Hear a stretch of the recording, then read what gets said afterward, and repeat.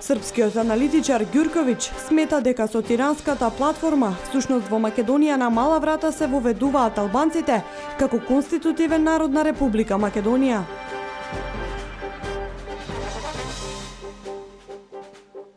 $15,000 садници на 2,5 хектари ќе бидат засадени во Гевгелија на традиционалното пролетно хортикултурно уредување.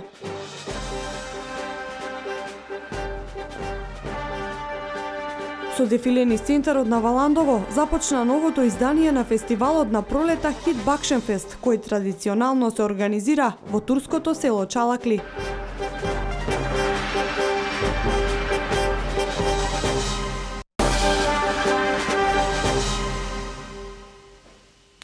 Неделно издание на Дневникот на телеканал А1. Добре дојдовте.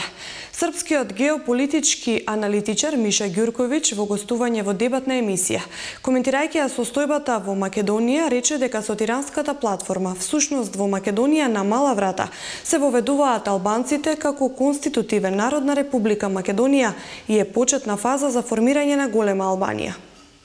Директно морам да кажем да таkozvana меѓународна заедница најодговорнија за ово што се несреќно македонском народу доле дешава. Дакле, од 2014. године трае процес рушења, подривања власти ВМРО и Николе Груевског, у коме су се они, морам да кажем, доста озбиljно борили, користили све могуća средства, народ и тако далje. Против njih su korišćena, kako što kaže, sva sredstva hibridnog rata, uključujući i uvoz terorizma i pokušaje takozvane obojene revolucije i tako dalje i tako dalje. Tiranska platforma, nemamo vremena ovde detaljno da govorimo, koja zapravo na mala vrata redefiniše Makedoniju kao državu makedonskog naroda, dakle i unitarnu državu sa pravima za manjine i uvodi faktički Albance kao konstitutivni narod. I vi ste videli da gospodin Džaferi kojim je redom poređao zastavice ovde. Dakle, prvo ide albanska zastava, zastava države Albanije, zatim zastava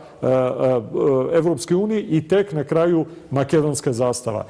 Ovim je otvoren jedan proces federalizacije na više nivoa Makedonije i dugoročno to verovatno, nažalost, vodi u pravcu za okruživanje takozvane Iliride, odnosno Zapadne Makedonije, što je proces, ako se sećate, koji je 2001. godine otvoren građanskim ratom tada, i koja će zapravo voditi u dugoročnu destabilizaciju. Mislim da će ova nesreća dole trajati dugo, a da ona zaista u jednom okviru vodi ka kreiranju neke vrste prirodne, kako oni kažu, odnosno velike Albanije, bar u pokušaju, za koju očigledno međunarodna zajednica i Zapad ima više nego dovoljno razumevanje.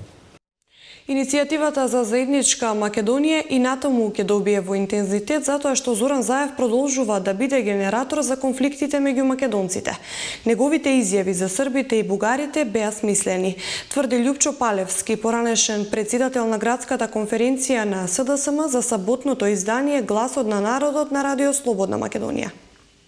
Мене ме плаши еден друг конфликт, а тоа е Зоран Заев, кој го произведува внатре меѓу македонците или да кажем меѓу неалбанците. Бидејќи тука се и останатите малцинства, каде што со неговите несмасни, а јас тврдам дека се злонамерни во проектот на Бели испроецирани изјави, една во Белград, друга во Софија, и стихора един народ и Вучич е оваков, Вучич е таков, при тоа не посочувајќи уште требаше един посочи кој треба да им биде премиер на Србите. Он ствара еден внатрешен конфликт, тоа веќе ги надминува неговите овластувања, кога веќе се нарекува лидер на опозицијата, а сега веќе се нарекува и премиер, да со неговото делување он го ствара еден сериозен конфликт меѓу граѓаните, кои не се должни да трпат такви навреди од некаков на сила од Бели поставен премиер. Тоа се тие изјави кои долгорочно гледано, или тоа се преседани за прв пат човек што треба да биде премиер јавно, тоа го говори. Дека ние сме еден народ со бугарите. Иницијативата за заедничка Македонија викендов продолжи со креативни активности како што беше пракса и досега. Поддржувачите на иницијативата денеска на Скопскиот плоштад символично го направија бројот 70, колку што денови се протестира и повторно дадоа поддршка за заедничка и унитарна држава. Со бројот 70 формиран од поддржувачите на за заедничка Македонија беше испратена и порака за одржување нови избори. Тие апелираат до граѓаните уште помасовно да се собираат на протестните маршеви во наредните денови. Сорос и таквите центри кои сакаат мапети за лидери. Ние докажавме дека нема правна држава во Македонија. Ветивме и чиста ни е состојбата по ова прашање. Распуштање на судството и негов реизбор, вели председателот на СДСМ Зоран Заев во неделното интервју на Радио Слободна Европа. Се е конекција на екзекутива или извршно тело на извршната власт и политичките мокници во државата. Ветивме и чиста ни е состојбата со ова прашање. Распуштање на судството и правосудството и негов реизбор, каде што политичарите ќе ги тргнат своите раци и влијанија за да се постават експертски согласно најдобрата европска пракса, како што тоа е направено во многу земји кои што денеска се блиску до Европската унија или веќе се членки на Европската унија. Само на тој начин ќе штрепат политичарите, ќе знаат граѓаните дека има правда ако се правични и никој повеќе нема да одговара, а невин да биде. Секој што ќе се огреши од законот има да одговара, законот ќе важи еднакво за сите, правото и правната држава мора да бидат императив ако сакаме да бидеме земја целосен аспирант за полноправно членство на Европската унија и НАТО. Спротивно на волјата на народот, спротивно на Уставот, деловникот и законите на Република Македонија, СДС почна да ја спроведува тиранската платформа. СДС имаше обид нелегално да избере председател на собранието и направи класично политичко насилство. СДС дозволи албанското знаме да влезе во кабинетот на втората по ранг функција во државата, истакна на денешната пресконференција од ВМРО-ДПМН. СДС молчи околу најавите на Талат Џафери дека ќе го раководи собранието на Република Македонија на албански јазик. Нормите се јасни. Пратениците да можат да се обраќаат на својот мајчин јазик доколку истиот го говорат над 20% од населението, бидејќи тоа е индивидуално право. Но кога се води седница, тоа е чин од позиција на председател на собрание и во име на институцијата која што ја представува, и затоа единствен службен и официјален јазик на територијата на Македонија е македонскиот. Со молкот се потврдува стравот на народот дека СДС договорил албанскиот јазик да биде официјален на целата територија на Македонија, само за да се добере до власт. А Македонското собрание да стане трет парламент во регионот каде седниците ќе се водат на албански јазик.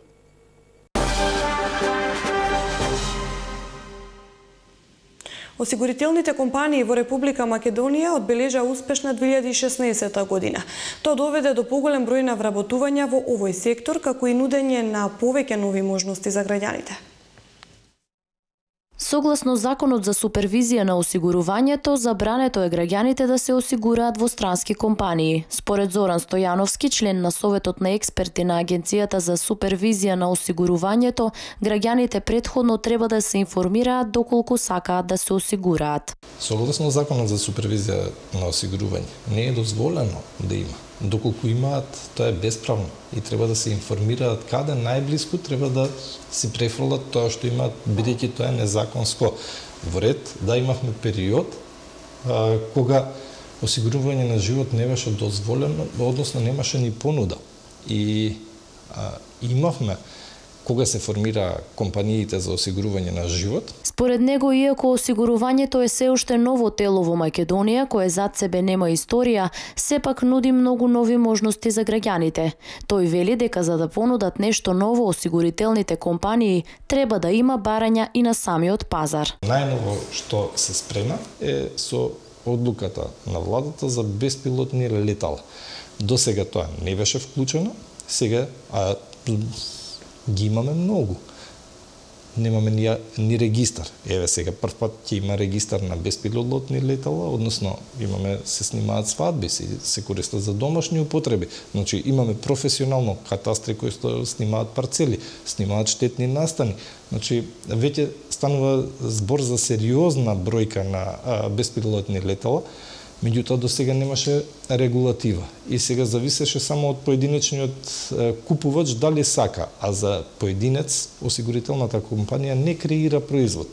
Меѓутоа сега кога се створија услови, односно се прави централна база на беспилотни летала, која што ќе биде во Агенцијата за цивилна воздушна пловедба и ќе се знае дека треба да се регистрира, ќе се знае дека мора да има полиса, бидејќи штетен настан може да се случи. Тие работат на батерии, може да падне.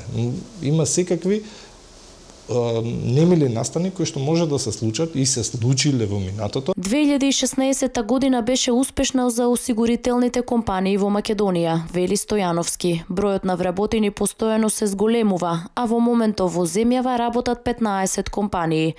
Овој млад бизнис и натаму продолжува да се развива. И оваа година ќе продолжат градежните активности на локалитетот Цареви кули кои траат повеќе години наназад. Надлежните информираат за активностите кои ќе се спроведуваат во наредниот период. Исто така битно ова година ќе продолжиме и со некои други градежни активности, имено еден од капиталните проекти на владата на Република Македонија е возобновување на бедемите и кулите од Цареви кули.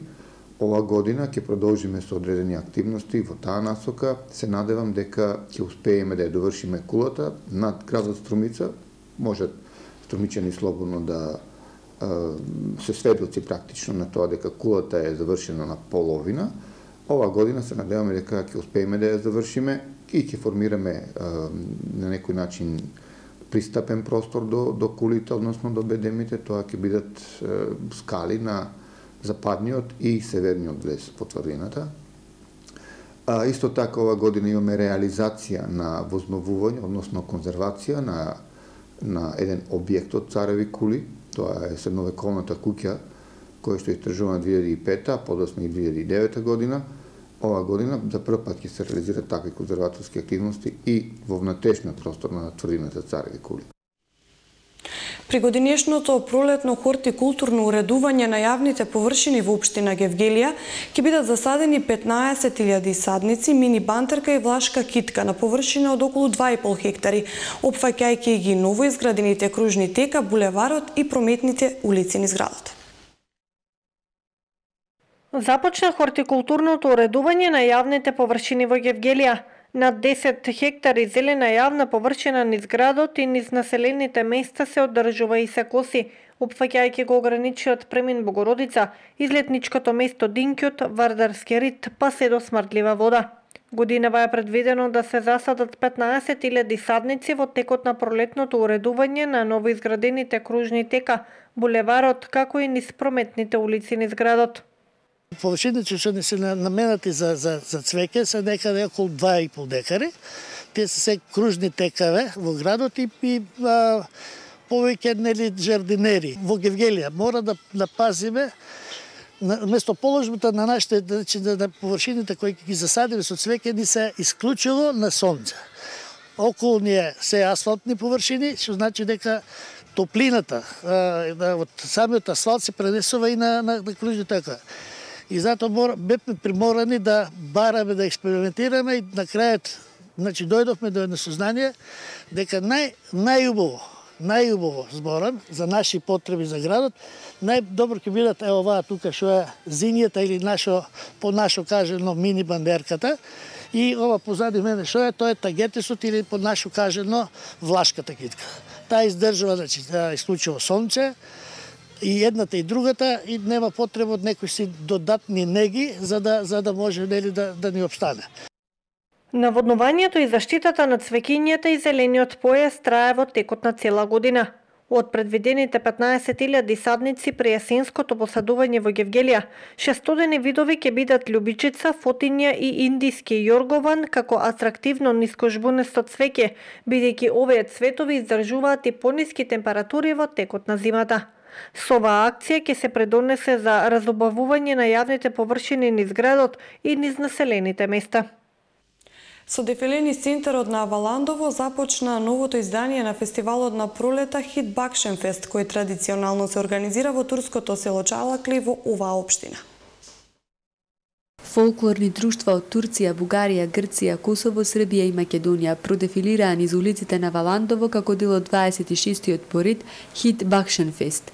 Во манифестацијата која се одржува секоја година во селото Чалакли, Валандово, ќе настапат и неколку фолклорни групи од различни градови на земјава, кои негуваат турски, македонски, албански, босански и српски фолклор. Наше друштво долази из Србија. Нашето фолклорно друштво доаѓа од Србија, од западниот дел, односно од западниот и јужниот дел на Србија, од Санџак, поточно од Сијанице, каде што е Пештерската весорамнина и надморска висина од 1300 метри. Многу сме задоволни што доаѓаме кај вас македонците, кои ги сметаме за наши браќа. Veoma smo zadovoljni što dolazimo kod, smatramo Makedonce našom braćom. Svake godine dolazimo na ovaj festival jer je Секоја година доаѓаме на овој фестивал, бидејќи тоа е сепак веселба, дел од нашата традиција. Според нашите верувања, како турци, денес односно утре, почнува летото или како што ние велиме кога хидрелезите ќе се приближат. Еден е символ на огнот, друг е на водата. А кога водата и огнот, сонцето и водата се спојат, почнуваат празнувањата. Еден е символ ватре, други е символ воде. Каде се вода и ватра, сонце и вода споја, онда береќе долази. Фестивалот на пролетни веселби традиционално го одбележува доаѓањето на пролетта, а настаните во текот на 4-дневната програма се организирани од граѓанското здружение, кое го носи истото име како и фестивалот и ќе се случуваат низ повеќе градови.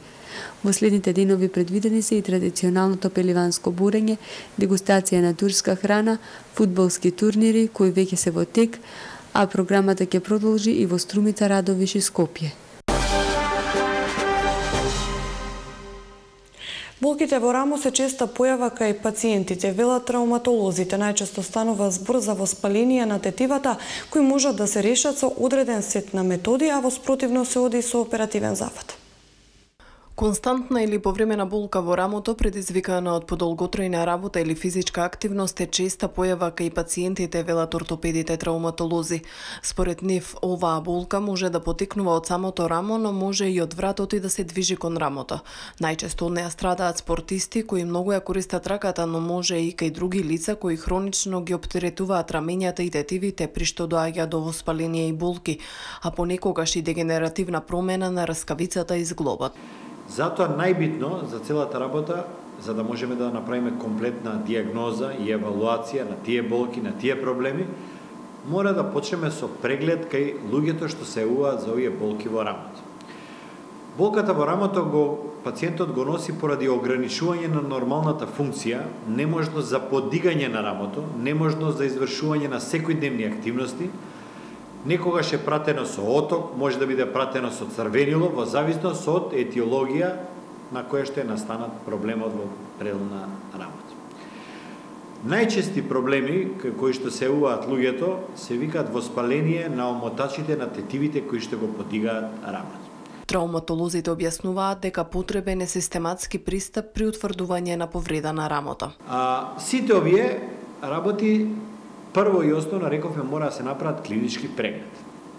Во клиничкиот преглед доминираат прво симптоматологија што пациентот ни го кажува, второ, потоа следуваат рентген исследување и нормално златен стандард во предел на рамото ни представува магнетна резонанца. Со магнетна резонанца ги гледаме комплетно, го гледаме целиот рамен зглоб и сите мускули, тетиви и припои нивни кои што се или не се оштетени на местото каде што е пациентот се жали на таа болка. Поради тоа, после магнетна резонанца се пристапува кон лекување.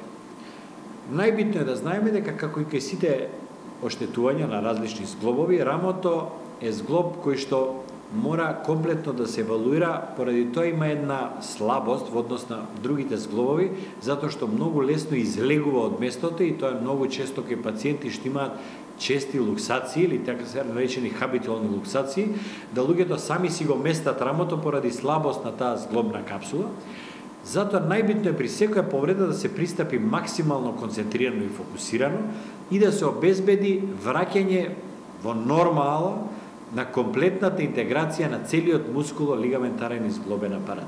Најчесто рамото се става во мирување околу една недела, при што се мачка со масти со смирувачки ефект. Потоа се оди на бајнски третман и хидротерапија, која може да трае од 7 до 14 дена. Доколку после овој сет на методи болката останува, травматолозите прават и оперативен зафат. Секоја година во светот повеќе од 450.000 случаи на рак на кожата се директно поврзани со солариумите. Дерматолозите во регионот се децидни дека на светот не постои безбеден солариум и затоа настојуваат пациентите воопшто да не го користат. Првата моја реакција е дека не треба да се користи солариум. Се надевам дека пораките стигаат до нив и на секој можен начин се обидувам да ги спречам тоа да го прават, од причина што солариумот е причина плюс за да дојде до појава на рак на кожа. Дали ќе биде тоа, најчесто е од најлошиот тип на рак на кожа, значи меланом. И зошто токму забрануваме да се прави тоа или советуваме да не го прават тоа, затоа што солариумите имаат UV зраци. Во 95% тоа се UV зраците, а 5% се UVB. На почетокот споменав дека UV зраците ги создаваат оние слободни радикали, UVB зраците пак влијат на ДНК, на генетскиот материјал и сето тоа води до создавање на ненормални клетки кои што понатаму го откочуваат механизмот на формирање, односно настанување на карциномите на кожа. Значи тоа е единствената причина која што всушност е лично и моја препорака, меѓутоа и препорака на Светска здравствена организација да не се практикува солариум. Од друга исто така еден податок кој што зборува дека секоја една жена која што барем еднаш годишно прави солариум, оди на солариум, го зголемува ризикот за појава на вакви промени дури до 50%. Значи замислете само едно одење во солариум ви зголемува појава на меланом за 50%. И исто така дури е недозволиво, токму како што споменавте, сега е период нели на матурски, со закон е недозволиво деца до 18 години да одат на солариум.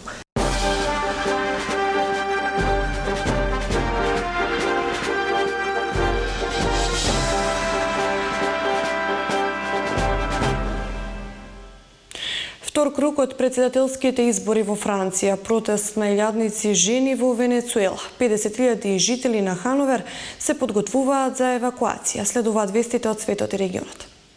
Граѓаните на Франција денеска во вториот круг од председателските избори ќе се определуваат помеѓу центристот Емануел Макрон или десничарката Марин Ле Пен.